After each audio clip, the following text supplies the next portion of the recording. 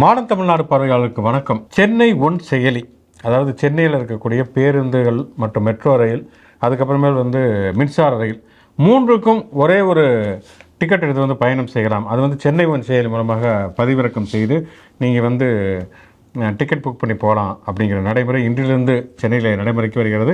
இது நிறைய ஐரோப்பிய நாடுகளில் ஏற்கனவே நடைமுறைக்கு உள்ள ஒன்று தான். பேருந்து, மெட்ரோ ரயில், மின்சார ரயில்லாம் ஒரே டிக்கெட்டில் பயணம் செய்வது அப்படிங்கிறது முதலாக சென்னைக்கு வந்திருக்கிறது.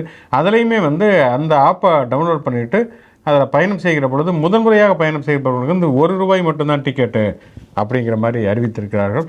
எல்லோருக்குமே பயனுள்ளதாக இருக்கும். ஏன்னா நம்ம கியூவில் போய் டிக்கெட் எடுக்க வேண்டிய அவசியம் இல்லை அப்படிங்கிறதுனால கண்டிப்பாக அதை நீங்கள் அந்த செயலியை பயன்படுத்தி பயணிகள் சொல்லி சென்னையில் இருப்பவர்களுக்கு நம்ம தெரிவித்துவிட்டு ஷோக்களப்போம். இது முச்சதிஷோ நான் உங்கள் சுகுணாதிவாகர். நான் அலெக்ஸ் பாண்டியன்.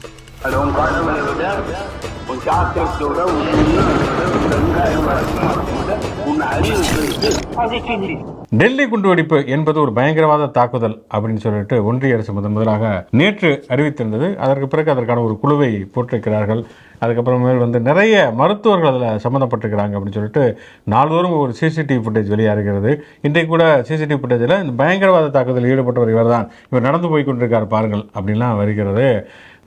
பொதுவாக இந்த மாதிரியான பயங்கரவாத தாக்குதல் பற்றி நிறைய செய்திகள் வரும். அதில் உண்மையும் இருக்கும், உண்மையை போல தோற்றமளிக்கக்கூடிய பல விஷயங்களுமே இருக்கும் அப்படிங்கிறத பார்க்குறோம். அடிப்படையில் என்னென்னா இது ஒரு உள்துறை அமைச்சகத்துடைய தோல்வி, பாதுகாப்பு குறைபாடு இருக்கக்கூடிய ஒரு தோல்வி. ஒரு தலைநகரத்தில் இப்படிலாம் நடக்குது அப்படிங்கிறத மட்டும் பேசாமல் அதுக்கு வேறு எதெல்லாம் பேசக்கூடாதோ அல்லது எதெல்லாம் பேச தேவையில்லையோ அது அத்தனையும் பேசுவது அப்படி என்பது தான் பாஜகவுடைய ஒரு வழக்கமான பாணி. அப்படிங்கிறனால இப்பயும் அதே மாதிரி தான் நடந்து கொண்டு இருக்கிறது. அந்த சம்பவம் நடந்த அன்னைக்கே எதிர்கட்சிகளாக இருக்கட்டும், பத்திரிகை மீடியாக்களாக இருக்கட்டும், இது நிச்சயம் தீவிரவாத தாக்குதல் தான் அப்படிங்கிறத வெளிப்படையாக சொல்லியிருந்தாங்க. பட் ஆனால் ஒன்றிய அரசு நம்ம சொன்ன மாதிரியே எடுத்தோடனே தீவிரவாத தாக்குதல்னாக்கா பாதுகாப்பு குறைபாடுன்னு வந்துருவாங்க அப்படிங்கிறதுக்காக ஒரு 2 நாள் தீவிரவாத தாக்குதல்னே சொல்லாமல் குண்டு வெடிப்புனே பத்திரிகைகளில் வெளியில் கார் வெடிப்புண்டு கார் ஏதோ டயர் பஞ்சராகி வெடித்து எல்லாம் செத்த மாதிரி நியூஸ் வந்துக்கிட்டு இருந்துச்சு.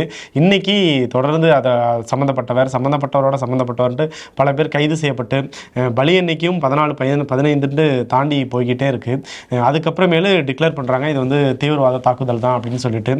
பட் ஆனால் தீவிரவாத தாக்குதல் இதுக்கு வழக்கம் போல் அதே கதை தான். ஆப்ரேஷன் சிந்தூர், பகல்காம் தாக்குதல் அப்போ ஒன்றிய அரசு என்னெல்லாம் சொன்னிச்சோ, பிரதமர் மோடி என்னெல்லாம் சொன்னாரோ, இதுக்கு காரணமானவர்களை உயிரோடு விட மாட்டோம், இதற்கு காரணமானவர்களுக்கு இதுவரை இனிமேல் அவர் நினைத்து பார்க்க முடியாத அளவுக்கு பதிலீடு கொடுக்கப்படும் அதே ஸ்கிரிப்டை நேற்று மோடி சொல்லியிருக்காரு. அதுக்கே பகல்காம் தாக்குதலே துப்பாக்கி சூடு நடத்தினவங்க யார், 3 பேர்னு சொன்னாங்க. அந்த 3 பேரை பிடிச்சாங்களா இல்லையா, அந்த 3 பேர் எங்கேருந்து வந்தாங்க அப்படிங்கிற பதில் இன்னமும் நமக்கு கிடைக்கல. ஆனால் அவங்க வெற்றி கொண்டாட்டம்லாம் கொண்டாடி முடிச்சுட்டாங்க. இப்போ இந்த டெல்லி சம்பவத்துக்கும் அதே அறிக்கையை தான் தொடர்றாங்க. வழக்கமாக இதில் இறந்த டெல்லி குண்டுவெடிப்பில் இறந்தவங்கள பல இஸ்லாமியர்கள் இருக்காங்க. ஒருவேளை இஸ்லாமியர்கள் இல்லாமல் இந்துக்கள் மட்டும் இருந்திருந்தா இந்நேரம் அதை ஒரு மத விருப்பாக மாற்றி இந்திய அரசே அதை கையில் எடுத்திருக்கும். மீடியாக்கள்லாம் அவங்க வீட்டுக்கு போய் அவங்க அலுவலகத்தெல்லாம் எடுத்து ஃபோட்டோவெல்லாம் எடுத்து போட்டு அப்படின்ட்டு பெரிய வேலைகளெல்லாம் பார்த்துருப்பாங்க. பட் ஆனால் இன்னைக்கு காலையில் இறந்தவர் பிலால்னு சொல்லிட்டு ஒரு இஸ்லாமியர் தான் அப்படின்னு இஸ்லாமியர்களும் பாதிக்கப்பட்டாங்கிறதுனால அதை இன்னும் ப்ரமோஷனுக்கு மாத்திர வேலைகளில் பாஜக இன்னும் இறங்கலை. வெடிக்கக்கூடிய குண்டுக்கு யார் இந்து யார் முஸ்லீம் அப்படின்லாம் தெரியாது அப்படிங்கிறது யதார்த்தமான உண்மை. உண்மையிலேயே இது ஒரு பயங்கரவாத தாக்குதல் என்றால் அது வன்மையாக கண்டிக்கத்தக்கது என்பதில் எந்த விதமான மாற்று கருத்துமே இல்லை. கண்டிப்பாக இந்த மாதிரியான வன்முறை பாதைங்கிறது எந்த வகையிலுமே தீர்வு தராது. ஆனால் அதே நேரத்தில் அதை வைத்துக்கொண்டு ஒரு ஒட்டுமொத்தமாக ஒரு சமூகமே ஒரு பயங்கரவாத சமூகம் அப்படின்னு சொல்லி வெறுப்பரசியலை விதைப்பது, வெறுப்பரசியல் என்பது வெடிகுண்டுக்கு சமமானது அப்படிங்கிறது தான் உண்மையான ஒரு விஷயம். ஆனால் வெடிகுண்டு எப்படி பலரையும் பழிவாங்கிறதோ அதுபோல் வெறுப்பரசியல் என்பதும் பலரையும் பழிவாங்கிறது. ரெண்டையுமே சமதூரத்தில் வைத்து பார்க்க வேண்டிய ஒரு அவசியம்ங்கிறது கண்டிப்பாக இருக்கிறது. பீகாரில் 2 கட்ட தேர்தல்கள் முடிவடைந்து நாளை தேர்தல் முடிவுகள் என்று அறிவிக்கப்பட்டிருக்கிறது. ரொம்ப குறுகிய காலத்திலேயே ரிசல்ட் அறிவிக்கிறாங்க. பார்த்தோம் சொன்னால் தேர்தல் ஆணையம் தனக்கேற்றவாறு தேர்தல்களை நடத்துவதுங்கிறதுக்கு தாண்டி அடுத்த கட்டத்துக்கு எப்படி வந்திருக்கிறாங்க அப்படின்னு சொன்னால் தனக்கேற்றவாறு வாக்காளர்களை உருவாக்குவது அப்படிங்கிற அளவுக்கு இப்போ வந்திருக்கிறார்கள் அப்படிங்கிறத பார்க்குறோம். இந்த மாநிலத்தில் பிஜேபிக்கு ரொம்ப பலவீனமாக இருக்கிறது அப்படின்னு சொன்னால் அது கொஞ்சம் ஸ்லோவாக கட்டமாக விட்டு நடத்துவோம். அப்போ தான் மோடி அமித்ஷாவும் பிரச்சாரம் செய்வதற்கு வசதியாக இருக்கும். இங்கே ரொம்ப ஸ்ட்ராங்காக இருக்காங்களா, அவங்க தான் ஜெயிப்பாங்கன்னா அது நடத்துக்கு ஒரே நாள் நடத்திட்டு போங்க. தமிழ்நாடு மாதிரியான மாநிலங்களா எவ்வளோ கத்தினாலும் வந்து பிரயோஜனம் இல்லை, இவனுக்கு ஓட்டே போட மாட்டானுங்கன்னா அப்போ நீ ஒரே கட்டமாக நடத்திட்டு போ அப்படிங்கிற மாதிரி தான் வந்து தேர்தல்களை நடத்தி கொண்டிருக்கிறார்கள் அப்படிங்கிறத பார்க்குறோம். குறிப்பாக வந்து தேர்தலுக்கு பிந்தைய கருத்து கணிப்புகளில் பாஜக கூட்டணி தான் மீண்டும் ஆட்சி அமைக்கும் அப்படின்னு வந்திருக்கிறது. அதை வந்து வெளியிடக்கூடிய பெரும்பாலான ஊடகங்களும் சரி, அதை அந்த கருத்து கணிப்பு முடிவுகளை எடுக்கக்கூடிய ஏஜென்சி நிறுவனங்களும் சரி, அவையே வந்து பாஜகவுடைய பினாமிகளாக தான் இருக்கிறது அப்படிங்கிறது ஒரு பக்கம் நம்ம பார்க்கிறோம். ஆனால் பீகார் தேர்தல் முடிவுகள் எப்படி வந்தாலுமே சரி வந்து அது வந்து பாஜகவினுடைய தேர்தல் ஆணையத்தினுடைய கூட்டணிக்கு எதிரான ஒரு மனநிலைங்கிறது இந்தியா முழுக்க தொடர்ச்சியாக பரவிக்கொண்டே இருக்கிறது அப்படிங்கிறதை உணர்த்தக்கூடியதாக தான் இருக்கும். அதில் வந்து ராஷ்டிரிய ஜனதா தளம் காங்கிரஸுடைய கூட்டணி தோல்வியே அடைந்தாலுமே கூட அது வந்து ஒரு எதிர்குறலாகத்தான் இருக்கும் அப்படிங்கிற எந்த விதமான மாற்று கருத்தும் சந்தேகமும் கிடையவே கிடையாது. நேற்று ராகுல் காந்தி ஒரு ட்விட் ஒன்று பண்ணியிருந்தார். அதில் வந்து பாஜகவை சேர்ந்த ஒருத்தர் வந்து ஹரியானா தேர்தலில் ஓட்டு போட்டிருக்காரு, அப்போ ட்விட் பண்ணியிருக்காரு. அதை டெல்லி தேர்தலில் ஓட்டு போட்டிருக்காரு, அதையும் ட்விட் பண்ணியிருக்காரு. பீகார் தேர்தலையும் ஓட்டு போட்டிருக்காரு. ஸோ அது வந்து அந்த ஆதாரத்தோடு வெளியிட்டு பாஜகவை சேர்ந்தவர்கள் வந்து மாநிலம் விட்டு மாநிலம் தாவி எல்லா மாநிலங்களையும் வாக்களிச்சுட்டு இருக்காங்க. ஒரே நாடு ஒரே தேர்தல் சொல்லிதான் ஒரே ஒரு ஓட்டு சீட் வச்சுட்டு எல்லா மாநிலங்களையும் போய் ஓட்டு போடுறது. அதாவது லைவ்ல நேரலையில் வந்து ஜனநாயக படுகொலை நடந்துகிட்டு இருக்கு. அதை வந்து உச்சநீதிமன்றம் வந்து பார்த்துக்கிட்டு எந்த கேள்வியும் கேட்காம பார்த்துக்கிட்டு இருக்கு அப்படிங்கிறதான் தொடர்ந்து எதிர்கட்சிகளோட குற்றச்சாட்டாக இருக்கு. இந்தியா கூட்டணியாக இருக்கட்டும், தேஜஸ்வி யாதவா இருக்கட்டும், ரொம்ப வந்து எக்ஸிட் போலெல்லாம் தாண்டி நாங்கள் வந்து இந்தியா கூட்டணியை நிச்சயம் ஆட்சி அமைப்போம் அப்படின்னு நம்பிக்கையோடு இருக்காங்க. இந்த தேர்தல் முறைகேடு, இந்த குளறுபடி முடிவுகள் அதெல்லாம் வரும்போது நேற்று வந்து தேர்தல் ஆணையம் ஒரு பட்டியல் வெளியிட்டாங்க. கிட்டத்தட்ட 13-14 மாநிலங்களில் யூனியன் பிரதேசங்களில் அந்த எஸ்ஏஆர் நடைமுறை வந்து நடைமுறைக்கு வந்து போய்கிட்டு இருக்கு. அதில் வந்து தமிழ்நாட்டில் வந்து கிட்டத்தட்ட 78% வந்து நாங்கள் ஃபார்ம் எல்லாம் கொடுத்து முடிச்சிட்டோம், ஆல்மோஸ்ட் முடிகிற ஸ்டேஜுக்கு வந்துருச்சு அப்படின்ட்டு வெளியிட்டிருக்காங்க. எனக்கு யாரை விசாரித்தாலும் இப்போ எனக்கெல்லாம் கூட இன்னும் எங்கள் பிஎல் 22% போல இருக்கு. அந்த 22% தான் எல்லாரும் இருக்காங்க. எங்கேயா இருக்கு அந்த 78% அப்படின்ட்டு தேர்தல் ஆணையம் அறிக்கை வெளியிட்டிருக்கு நேற்று. அது இவ்வளோ சந்தேகப்பட்டாலுமே கூட எஸ்ஐஆர் தேவை அப்படின்னு சொல்லி ஒரு புத்தகம் இருக்குது. அந்த புத்தகம் எங்கே இருக்குன்னே தெரில, அதை யார் எழுதுனாங்கன்னு தெரில. அந்த புத்தகத்தை வந்து கண்டிப்பாக தம்பி விஜய்க்கு அனுப்புவேன் அப்படின்னு சொல்லி தமிழிசை சவுந்தரராஜன் சொல்லியிருக்கிறார். இன்னொரு பக்கம் பார்த்தோம்னு சொன்னால் வந்து இது விஜய் வந்து டெய்லி வந்து 300 புத்தகத்தை படிச்சுட்டு தான் வந்து தூங்க போவாது அப்படிங்கிற மாதிரி அவர் புத்தகத்துக்கு அனுப்பிச்சு என்ன பண்ண போகுது பார்த்தீங்கன்னா, நேற்று அறிக்கையெல்லாம் பார்த்தீங்கன்னா நசுங்கிய நாகரிகம், ஐம்பெருங்குழு, என்பார் ஆயம் அப்படின்னு சொல்லிட்டு யாரோ வந்து மண்டபத்தில் எழுதி கொடுத்ததில் கையெழுத்து போட்டு அதை கூட திருப்பி படிக்காமல் அவர் வந்து வெளியிட்டிருந்தார். ஆனால் இப்போ என்னென்னா பிஜேபியை வந்து இவ்வளோ நாள் வந்து ஒரு சாஃப்ட் கார்னரில் டீல் பண்ணிக்கிட்டே இருந்தாங்க. வந்து தாவேக்கா எப்படி கூட்டணிக்கு வருங்கிற மாதிரி. ஆனால் தாவேக்கா வந்து பாஜக கூட்டணிக்கு போவதுங்கிறது தற்கொலைக்கு சமம்.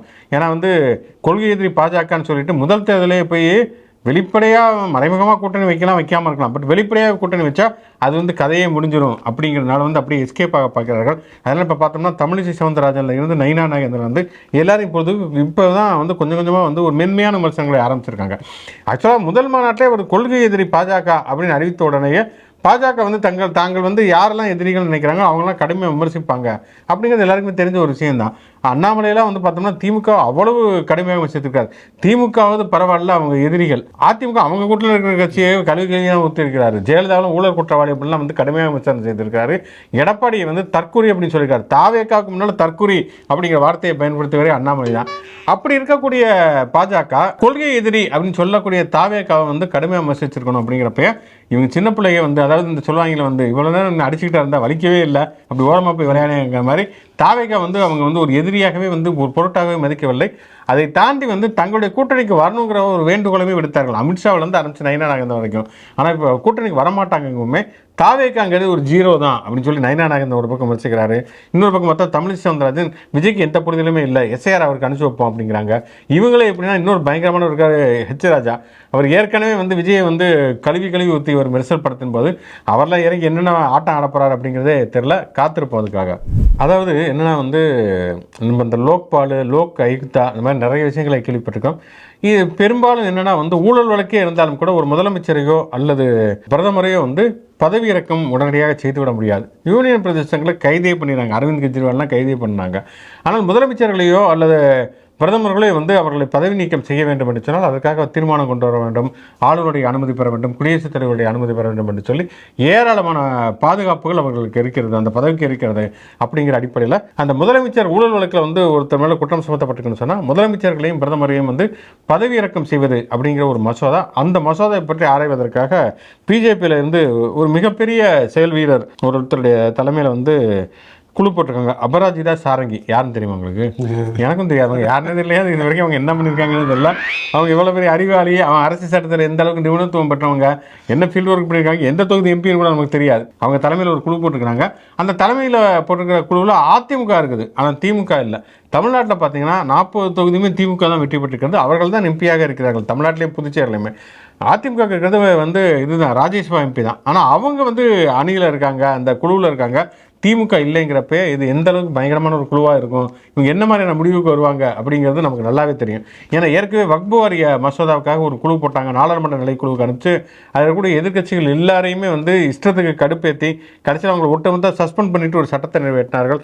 அப்படி இருக்கக்கூடிய ஒரு சூழலில் வந்து இப்போ வந்து இந்த மாதிரியான ஒரு குழுவை அமைத்திருக்கிறாங்கிறப்ப முன்னாடியே தெரிகிறது இந்த குழுவினுடைய முடிவுங்கிறது எப்படி இருக்கும் அப்படிங்கிறது. அதிமுக சார்பாக சண்முகம் எம்பி இருக்காரு. ஆக்சுவலாக எதுக்குனாக்கா அவங்களுக்கு தான் அந்த அனுபவம் இருக்குது. ஆட்சியில் இருக்கும் போதே ஊழல்னால 2 முறை பதவி இழந்தாங்க ஜெயலலிதா. அதனால் அப்போ என்ன சம்பவங்கள்லாம் நடந்துச்சு, எப்படி இந்த பதவி இழப்பு நடந்துச்சு அப்படின்னு சட்ட நுணுக்கங்கள், அவரும் வேற வழக்கறிஞர். ஏதாச்சும் ஒரு வழக்குனாலும் வழக்கறிஞர் அவர் தான் எனக்கே தெரியும். அவர் தான் வந்து அரசு திட்டங்களில் வந்து இப்போ முதலமைச்சர் பேரை பயன்படுத்தக்கூடாதுன்னு சொல்லி அவரும் 80 வரையும் போய் தான் வழக்கு போட்டு 10 லட்ச ரூபா 10 லட்ச ரூபா வழக்கு இது அபராதம் வாங்கிட்டு வந்தாங்க. ஸோ அதனால வந்து அந்த ஊழல் வழக்கில் அவங்க அனுபவம் உள்ளவர்களை அந்த அடிப்படையில் பாஜக அதிமுகவெல்லாம் சேர்த்துருப்பாங்க போல இருக்கு. அவங்களுக்கு முதலமைச்சர் வந்து பதவி இழந்த அனுபவம் மட்டும் கிடையாது, பிரதமரே பதவிகளுக்கு வைக்கக்கூடிய அனுபவம் இருந்தது. வாஜ்பாய்க்கு வந்து என்னென்ன டார்ச்சர்லாம் கொடுத்து அவர் வந்து செயல்படாத பிரதமர். இவருக்கு அத்வானிக்கு வந்து சரக்கு கம்பெனிஸாக இருக்குது அப்படின்னு சொல்லிட்டு அத்வானிலாம் போயஸ் கார்டன் வாசலில் பெட்டிகளிலே வந்து தம்ம போட்டு உட்காந்து அப்படி ஜெயலலிதா கிடைக்கிற பாதை கிடைக்காது அப்படின்னு சொல்லிட்டு அப்படி போட்டு அவர்களை அலக்களித்து பிஜேபி வந்து டெரர் ஆக்குறதுலையுமே ஜெயலலிதாவுக்கு மிக முக்கியமான பங்கு இருக்கிறதுனால முதலமைச்சர்கள் பதவி விலகுவது, பிரதமர்களை பதவி விலக்கு வைப்பதுங்கிற மாதிரி பல்வேறு விதமான அனுபவங்கள் இருக்கிறதுனால கண்டிப்பாக வந்து அந்த குழு அவங்க இடம்பெறதுக்கு எல்லா வித தகுதியும் உடையவர்கள். ஓகே, நாட்டில் என்ன நடக்குது, யார் எந்த மாதிரி மாறுவாங்க அப்படிங்கிறது நமக்கு தெரியாது. நம்ம இப்போ தான் சொன்னால் வந்து பிஜேபி வந்து சாஃப்ட் கார்னராக வந்து தாவேக்காவை அணுகிட்டுறது இப்போ கொஞ்சம் வந்து மென்மையான விமர்சனங்கள் வைக்கிறாங்கன்னு.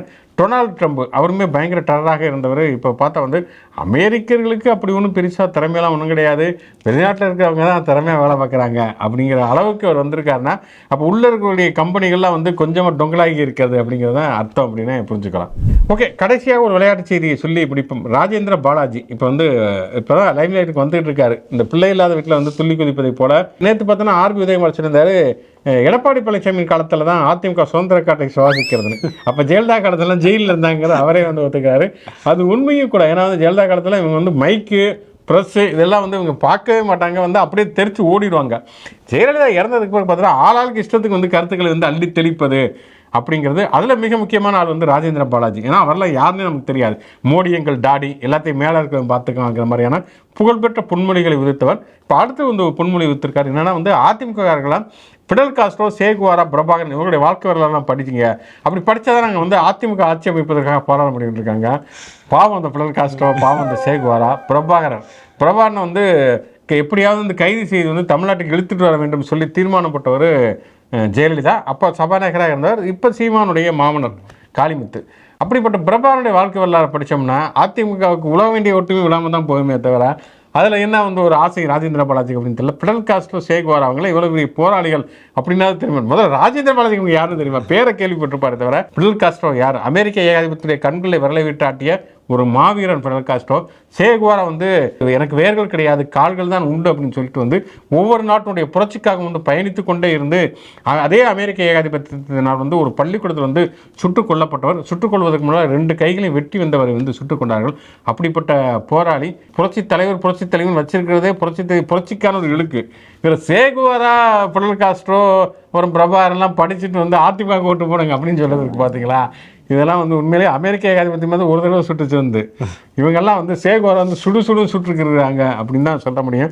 ராஜேந்திர பாலாஜி அப்படியே மோடி ஈடின்னு டாடி ஈடி அப்படின்னு மூடி ஜாடிக்கேற்ற மூடின்னு போயிட்டாருன்னா பிரச்சனை இல்லை. கொஞ்சம் பாவம் இந்த சேகுவாரா பொடி இவரெல்லாம் விட்டுருங்க, பிடல் காஸ்ட்லாம் விட்டுருங்க, பிரபாகரனை விட்டுருங்க அப்படின்னு சொல்லிட்டு மன்றாடி கேட்டுக்கொள்கிறோம். ஓகே, இது மாதிரியான பல்வேறு விதமான விஷயங்களை உரையாடுவதற்கு தொடர்ந்து மாடர்ன் தமிழ்நாடு யூடியூப் சேனலோடு தொடர்புகள். முச்சின் ஷோ லைக் பண்ணுங்கள், கமெண்ட் பண்ணுங்கள். மாடர்ன் தமிழ்நாடு சேனலுக்கு சப்ஸ்கிரைப் பண்ணுங்கள். யூடியூப் மாதிரியே மற்ற சமூக இணையதளங்களையும் நமக்கான பேஜஸ் இருக்குது, அங்கேயும் லைக் பண்ணி ஷேர் பண்ணி உங்களோட ஆதரவை தொடர்ந்து கொடுங்க. மீண்டும் ஒரு சந்திப்போம். நன்றி.